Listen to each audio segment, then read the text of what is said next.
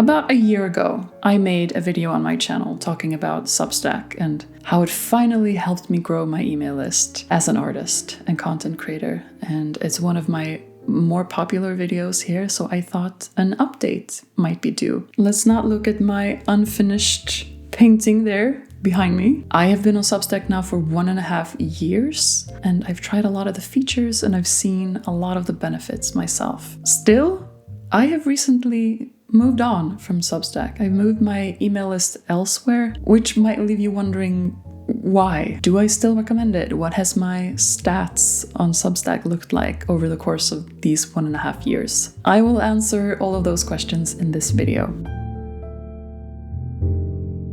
Okay, so here we are looking at my Substack, and as you can see, front and center, it's my latest little update on why I've decided to leave Substack. And this one has all of my reasons that I will go into in this video. If you want to read it, if you prefer reading things instead of hearing me talk about it, I'm going to link this post down below in the description for you. But we are actually going to go to my dashboard and look at my stats. Here we have the current state of my Substack. 2,233 subscribers, 29 of them are paid subscribers. Thank you, you glorious, glorious people who have chosen to pay me. We're going to look at my all-time growth. So here we go. In April 2022, I imported 100 or so subscribers that I had previously on my MailChimp list. Maybe you've seen that video on my channel, the first video I ever made about email lists. It was a MailChimp tutorial, unfortunately. I am not a fan of MailChimp at all. It was what I used at the time, so that's why I chose it for my tutorial. Very soon after making that video, I moved to Substack, which is why I later on made a video about that. So anyway, I had about 100 people on my list when I moved to Substack. And the thing that happened immediately after moving to Substack was that writing emails felt fun. And it hadn't felt fun on MailChimp at all. It had felt like a chore. And now here was this beautiful, easy to use editor, and I could embed videos, I could embed audio, images. It was just such a pleasurable experience to create content on Substack that I was more consistent with my emails. I started sending emails every week where I just wrote about my life and what I have done that week, what I have painted or drawn. And because Substack has a lot of built-in recommendation features, like writers recommending other writers, that of course boosted my growth a little bit. Another interesting thing to look at is my paid subscribers. So here in the beginning, you can see that I had a few paying subscribers. All of those were essentially just donations. They were people who were just deciding to support me out of the kindness of their heart. They didn't get anything special or extra for doing so. But this, in January 2023, that's when I launched premium subscriptions, where there were clear perks to being a paid subscriber. Being able to comment on stuff, for example, became a premium function, and getting access to all of the archives became a premium function. So that naturally bumped up the amount of paying subscribers, and then it kind of stayed around 30-ish paid subscribers throughout. I didn't see a crazy growth of my paid subscribers because I didn't feel comfortable pushing that too much. So that's kind of what my growth curve has looked like. Some of this is due to all of the various ways in which Substack helps drive the discovery of your email list and all of the community functions that they have. And we're going to look at the specific stats for that in a second, but some of that is due to being specifically on Substack. This, like the most aggressive growth here, probably is due to YouTube, because I've been releasing YouTube videos almost every week, at least last year. This year, not so much. And you can kind of see that here. It's not the same crazy growth here, where I've mostly just been writing my weekly emails, but still, you know, a slow but steady growth. And that's kind of what I'm after, slow and steady. I'm not trying to go viral or anything. So let's look at the other stats. Total traffic and top sources. This is kind of interesting. Direct, honestly, I have no way of knowing exactly where those people come from because it's just direct traffic. Email is, you know, visits that I've had to my Substack page because I've sent emails. So essentially this is kind of from the Substack ecosystem, you could say, because I send emails via Substack. But then we have YouTube. YouTube has been the single biggest driver of my email list growth from the start. And you can see almost all of my paid subscriptions originate from YouTube, also from people finding me on YouTube. But then, as you can see, Substack has helped a lot with this. A lot of the free subscriptions have come from Substack or from the Substack app, and some of them have also come from my website. Some people have found my Substack directly from Google, and 11 people have subscribed via Instagram. I've not used Instagram at all until very recently and very casually. So this is just due to the link being in my bio and people kind of stumbling over it. And 3 have come from Facebook for some weird reason. And then we have a bunch of other Substacks here that have recommended me. And that's also something that I'm going to show you later. So let's look at where my subscribers have actually come from. Here we have the imported subscribers. Here are the 104 subscribers that I brought with me from MailChimp. The next biggest contributor has been the Substack app. 268 have come from there. And then the next biggest is the Substack network. So those are the kind of the recommendations, the promotions, all of the stuff that Substack does in the background to help promote your Substack. And this, I mean, what I guess this is people who have discovered me like wherever. They might have discovered me via my website or on YouTube, and they just happen to have an existing Substack account. So this doesn't necessarily mean that they found me on Substack or thanks to Substack, but they already had a Substack account, which made it easier for them to subscribe to mine, to another one. And then we have like the new accounts, the people who found me through wherever, my website, Google, YouTube. I have published 53 posts here. When I just launched my paid subscription, I did a little experiments to see what kind of things resonated with people. I had an advice column. I tried a few different things to see what worked. In the end, I ended up just simplifying it a lot for myself and my audience by just making the archive and the comment function exclusive to paying subscribers, because I didn't feel comfortable providing a bunch of extra stuff for people who were paying subscribers, because that put a lot of pressure on me, and I don't really perform well under that kind of pressure. And we'll get to that in a minute, because it has a lot to do with why I decided to leave Substack behind. I like these stats that they have implemented here. I can see my open rate, and this is kind of a standard open rate for me, around 50-60%. I can see the amount of views that these posts have gotten. My views were often higher than the amount of people I sent these posts to as emails, because people discover you and they can enjoy your Substack without necessarily subscribing to it and getting your emails. And I can see how many new subscribers I've gotten in all of these letters. There's always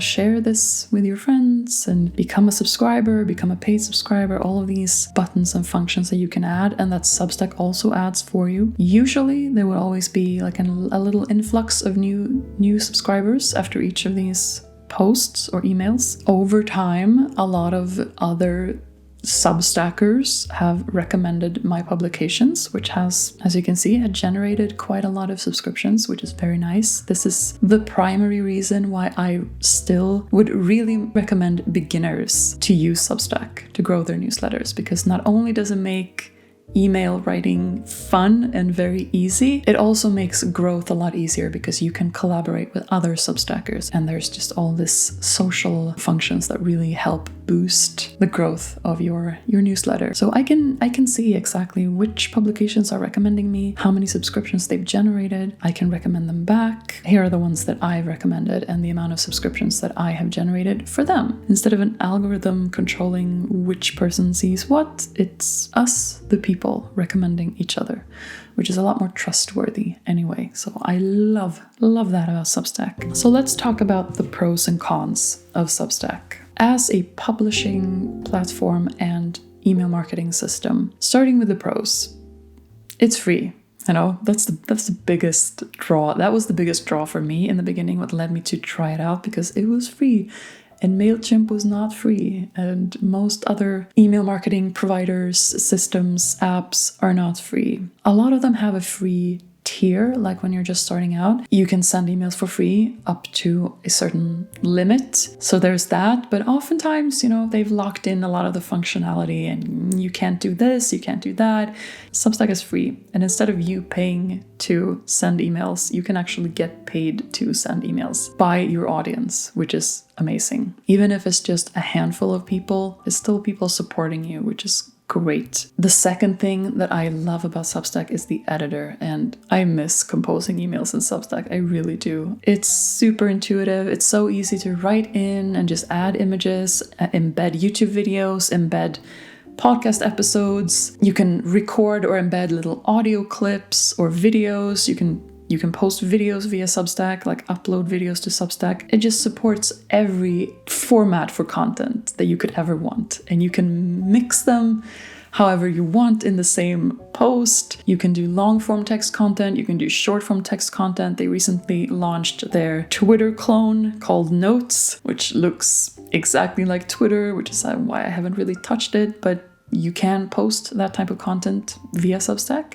You can have discussions, you can do polls. You don't have to be a great writer to send emails to people. You can send emails and then have a voice note. You can make podcast episodes, you can make videos, you can have a lot of images and just a little bit of text. So the editor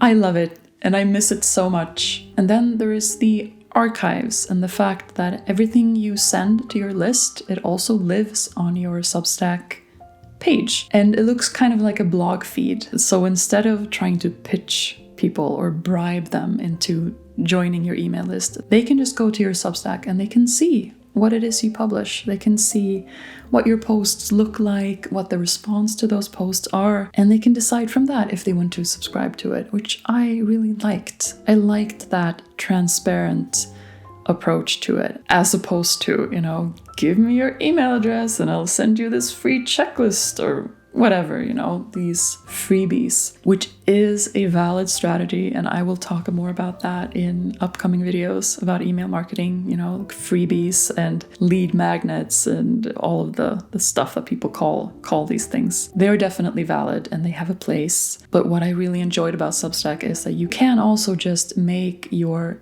emails, your posts, your main offering, and whatever they see at your Substack page is what they're gonna get. And it's great, because you have written all of this content, and instead of it just going out to a set number of people once and then being forgotten, it can still live on and new subscribers can find it and they can enjoy all of your previous content. Then we have the community functions. We have the comment section, the polls, the discussions, chat. There's a chat function. These are all great if you want to go that route, if you want to build a community. And then, like I showed you, the recommendation system, the recommendation engine, you can recommend other publications, they can recommend you. Now with the launch of Notes, there's also a function where you can pull quotes from posts that you enjoyed from other Substackers' posts, and you can post them to your notes, and other people can do the same for you, and it kind of drives the discovery of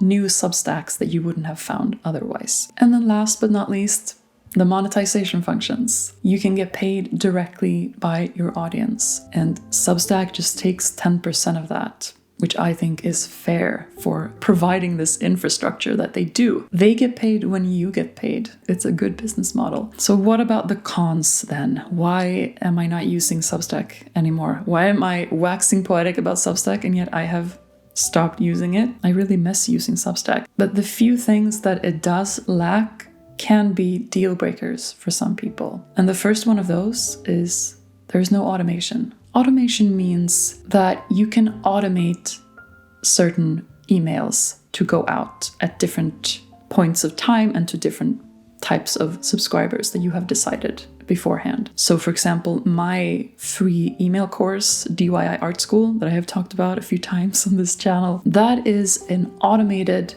10-day sequence of emails that go out to anyone who subscribes to it. There's nothing I have to do in order to deliver that. All I have to do is create these emails, put them in a sequence and decide, okay, this email goes out here. Then we wait one day and then the next email goes out. Anyone who subscribes to DIY art school will get these 10 emails in this order. A lot of businesses do this. A lot of creative business owners and creatives do this. They have like a welcome sequence. Like when a new person signs up for their email list, they will get one email at first, and then a few days later, they might get another email, and then maybe a week after that, another email. And you can kind of tailor make this journey that you want new subscribers to have with you.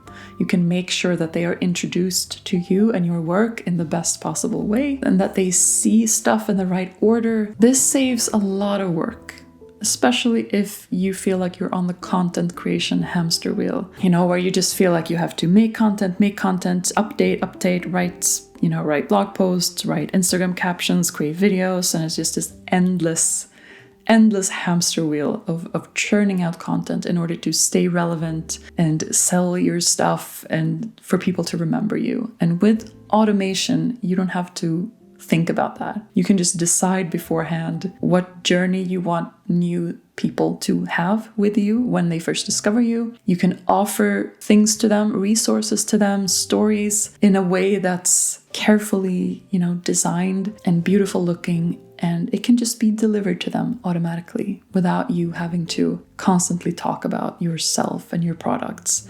And that is great, and Substack don't have that functionality yet. I've tried to find out if they have that in the works, if they are maybe planning that in the future. I haven't found anything, so I don't know. Yeah, the main biggest cons to Substack is the lack of automation and the lack of personalization and segmentation. You can't really divide up your audience into these different categories in order to reach them in a more targeted way. And then there's also the lack of control in the appearance of your publications and your emails. That is not as sophisticated as it is in Flowdesk, for example, which I'm using now, where I can pick out exactly the type of fonts I want and the size of the font and a lot of different things. Like visually, I can determine exactly how my emails are going to look like. And there's also the lack of control of the monetization functions and the marketing. I have gotten some complaints from subscribers that I'm being too pushy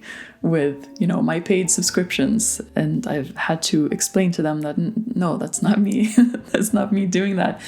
That's Substack. They automate that kind of thing because they want you to earn money. They don't get paid unless you get paid. So, of course, they want to maximize your profit, and they know what they're doing. This is the thing about making a living online and building an audience and, trying to get paid. We have to sometimes use tactics that we don't really like ourselves, and that can suck. And if you're the kind of person who absolutely wants 100% control of that, you absolutely don't want to seem pushy, then maybe you're not going to enjoy Substack.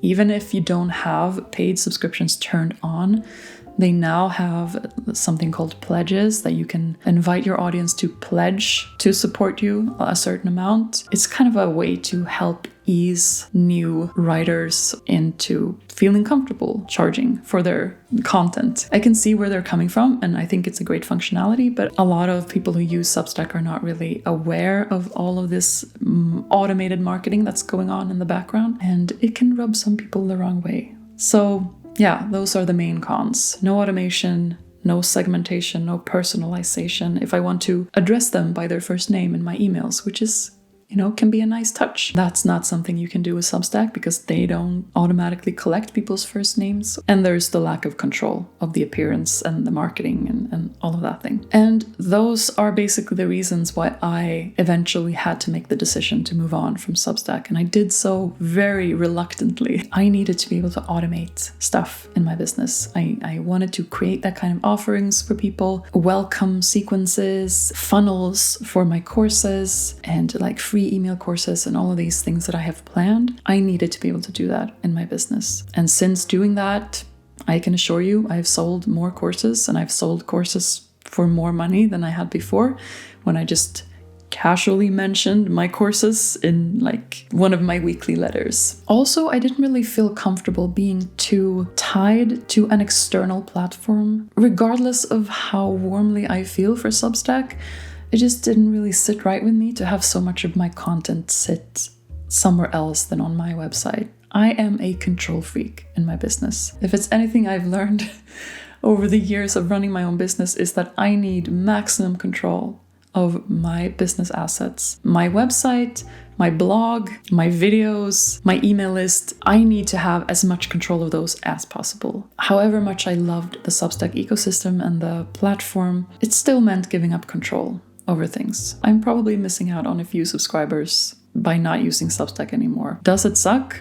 Yeah.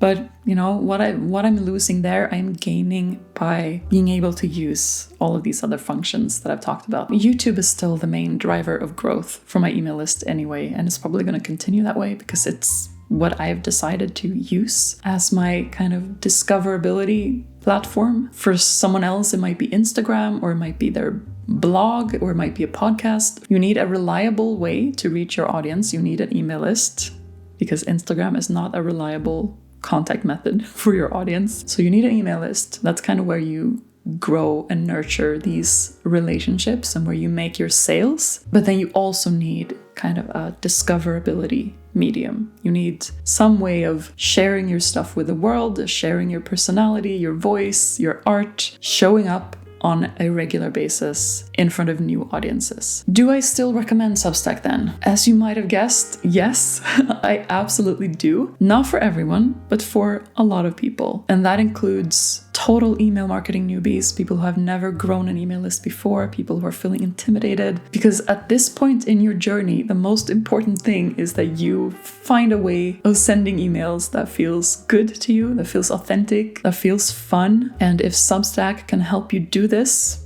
then you should use Substack. I also recommend it for content creators who don't particularly enjoy writing as much, who don't consider themselves strong writers, because with Substack you can create content in a lot of different formats and you can find the format that works best for you. If you are a natural talker, then use audio or video. If you prefer just sharing images and maybe just a little bit of text, then you can do that. You don't have to write these long posts if you don't want to. But I also recommend it for content creators who are good at writing and who are natural writers. I mean, Substack is particularly tailored for writers to earn money for their writing. Substack is the best place to be a writer right now on the internet. I am working on a course about email marketing specifically for artists and creatives because I feel like that's badly needed, especially for us who do not want to rely on social media, who want to build a business our way and feel authentic while doing so. And this course will include not just the basics of how to start and grow an email list, there will also be detailed Substack tutorials and Flowdesk tutorials, depending on which route you want to take. If this sounds like something you might be interested in, then there is a waitlist that you can join so that you can get updates on how the development of this course is going. I might also invite you to give feedback or ask questions or contribute in some way. And if you later on feel like you want to take this course, then there will be a sort of exclusive invite and discount for you as well. So if this sounds interesting to you, I recommend you join that waitlist, and the link is down in the description as usual. All right, as always, thank you for watching, and I'll see you in another one.